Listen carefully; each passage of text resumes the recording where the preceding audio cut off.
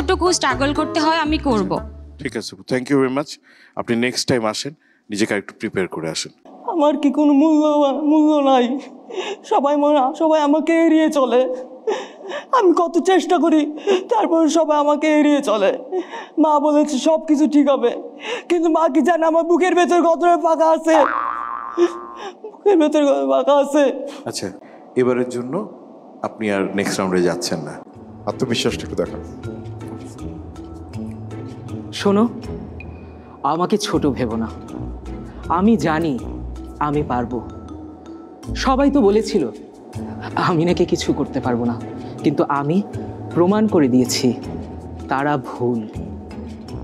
আমি তাদের চোখে আঙুল দিয়ে দেখিয়েছি চাইলেই পাহাড় টপকানো সম্ভব, চাইলেই পাড়ি দেওয়া সম্ভব 100 সাগর।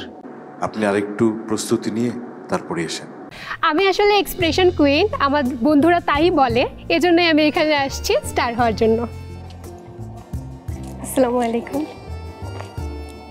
এরপরে হচ্ছে আমাদেরকে স্ক্রিপ্ট দেওয়া হলো, সেখান থেকে 2টা বাছাই করলাম, রাগ ও আত্মবিশ্বাস। তো আমরা স্টেজে গেলাম, তখন সেখানে আমাদেরকে একটা করতে দেওয়া হলো।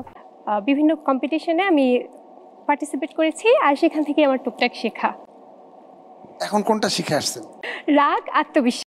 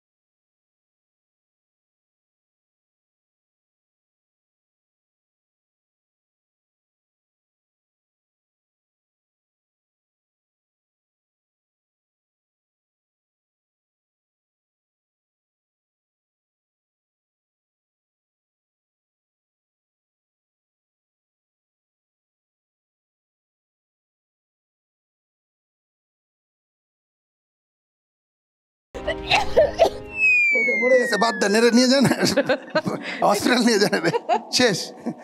যাও, তুমি মারা গেছো, আর তোমার কোনো কাহিনী নেই। না না না না, ওকে কার্ড ও বেঁচে থাক ভালো।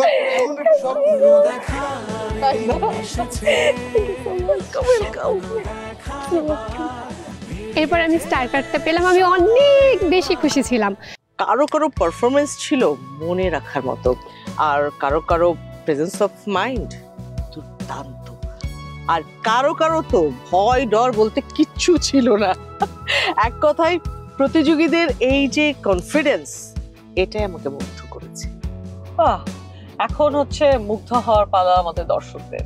আমাদের অডিশন রাউন্ডের জার্নিটা কিন্তু অলমোস্ট শেষ হয়ে যাচ্ছে, বাট শেষে একটা সারপ্রাইজ আছে।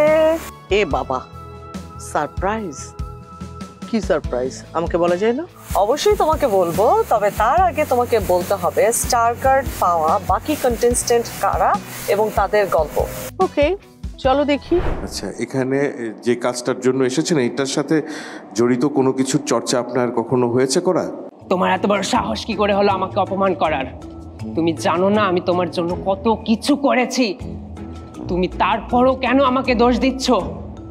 ওহ, আমি তোমার